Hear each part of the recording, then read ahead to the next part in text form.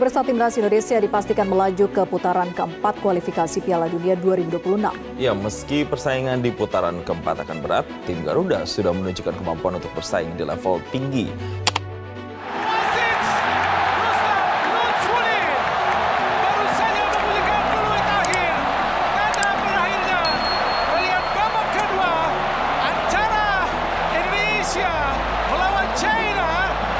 Kemenangan tipis atas Cina di bawah dukungan luar biasa dari supporter di kandang sendiri, memastikan Indonesia mengamankan satu tiket ke putaran keempat kualifikasi Piala Dunia 2026 zona Asia.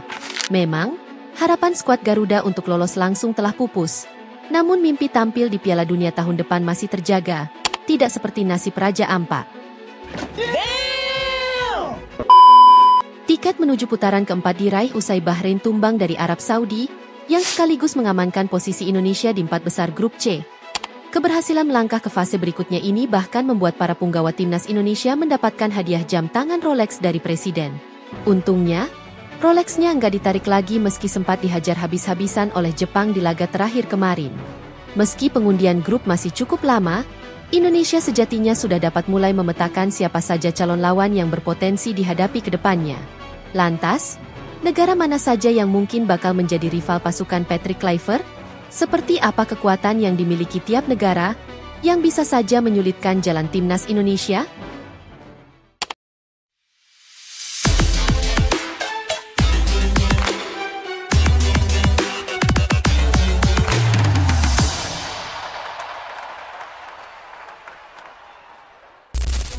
Berdasarkan aturan FIFA, putaran keempat akan diikuti oleh 6 negara yang finish di peringkat ketiga dan keempat pada masing-masing grup di putaran ketiga. Keenam negara tersebut akan dibagi ke dalam 2 grup untuk bersaing memperebutkan 2 tempat di Piala Dunia 2026.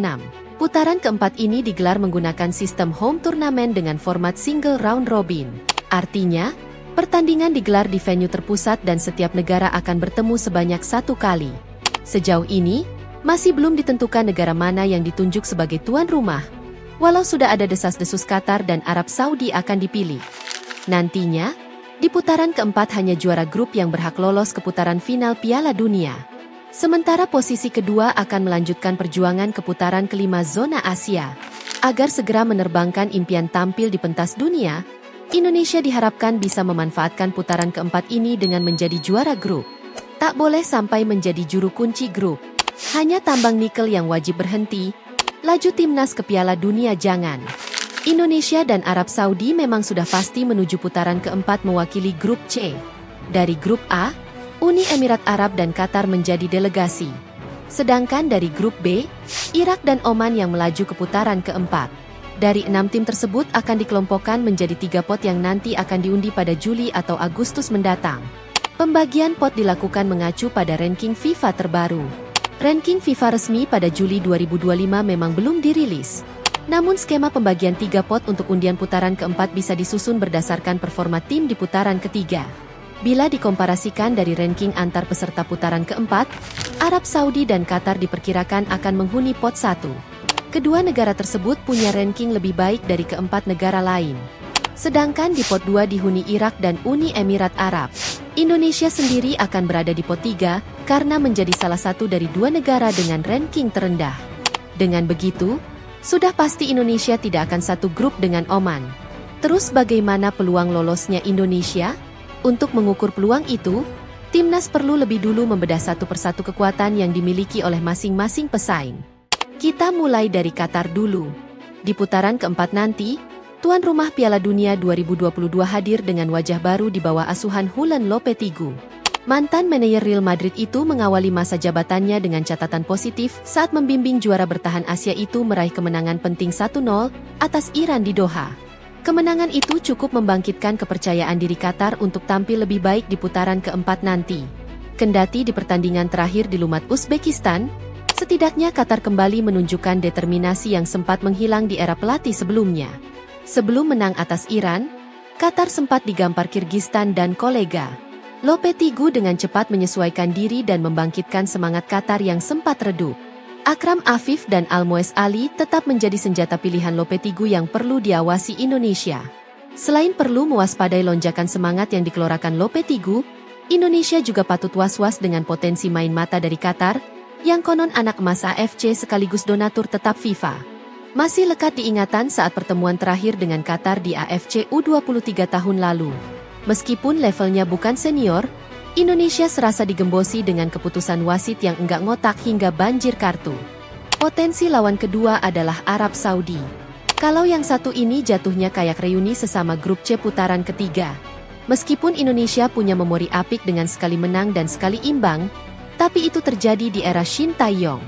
Peralihan pelatih ke Patrick Kluivert membuat peta kekuatan kembali berubah. Bukannya tak bisa menang, tapi Hervé Renard akan jauh lebih percaya diri karena di tepi lapangan kelak, bukan lagi sosok yang mengalahkan mereka di GBK. Belum lagi Green Falcons punya modal apik di 3 laga terakhir putaran ketiga. Mereka menjadi tim yang sulit ditembus. Hanya Australia yang berhasil menjebol gawang Arab Saudi. Jepang, yang memakai skuad utamanya, juga gagal mencetak 1 gol pun ke gawang anak asuh Hervé Renard. Berbeda dengan Indonesia, yang diberondong 6 gol oleh skuad lapis ketiga Samurai Biru. Motor serangan Saudi masih bertumpu pada Salem Al-Dawsari, yang doyan menusuk pertahanan. Jadi, bila nanti bertemu Saudi, sudah siap dengan narasi pembalasan atas Indonesia. Calon lawan ketiga adalah Irak. Garuda sudah sering menghadapi singa Mesopotamia. Bukan hanya di level senior, di Piala Asia U23 lalu, Indonesia bertemu Irak di perebutan tempat ketiga. Hanya saja, Indonesia memang belum pernah menang atas Irak. Kabar baiknya, Irak sudah tak lagi dilatih Yesus Casas, sosok yang selalu bisa mengalahkan Indonesia. Mantan asisten Luis Enrique itu dipecat karena hasil buruk di putaran ketiga, termasuk saat dikalahkan Palestina. Kabar baik lainnya, Indonesia kini dilatih sosok berbeda. Patrick Kluivert masih bersih dari noda kekalahan atas Irak. Kabar baik berikutnya, Irak juga belum cukup mentereng di tangan Graham Arnold, mantan pelatih Australia yang ditunjuk menggantikan Casas. Era kepelatihan Graham Arnold juga dibuka dengan kekalahan dari Korea Selatan. Meskipun begitu, di laga selanjutnya, Graham Arnold membawa pasukannya menggondol poin dari finalis Piala Asia lalu. Indonesia punya kenangan pahit dan manis saat menghadapi Graham Arnold. Tim Garuda pernah dihajar 4-0 oleh Australia di 16 besar Piala Asia. Tapi di putaran ketiga kualifikasi Piala Dunia 2026 kemarin, Indonesia bisa menahan imbang Graham Arnold saat masih menukangi Australia. Namun, itu saat timnas Indonesia masih dilatih Shin Tae-yong. Sementara Patrick Kluivert jelas beda kualitasnya.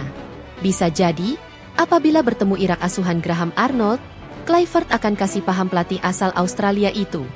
Uni Emirat Arab menjadi calon lawan terakhir yang berpeluang gelut dengan Indonesia. Tergabung di grup A putaran ketiga, UEA secara tak terduga mampu finish di atas Qatar dengan selisih 2 poin. Dibilang tak terduga karena secara kedalaman skuad, UEA jelas tak sekuat Qatar. Mungkin laju mereka tak terbendung karena memanfaatkan Qatar yang sempat goyah di awal putaran. UEA memang lebih mengandalkan tenaga pemain naturalisasi dibanding pemain lokal.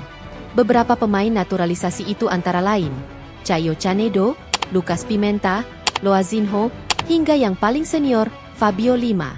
UEA tak lagi ditukangi Paulo Bento, melainkan Cosmin Olrayu, pria asal Rumania yang namanya tak sementereng pelatih-pelatih tim lainnya di putaran keempat.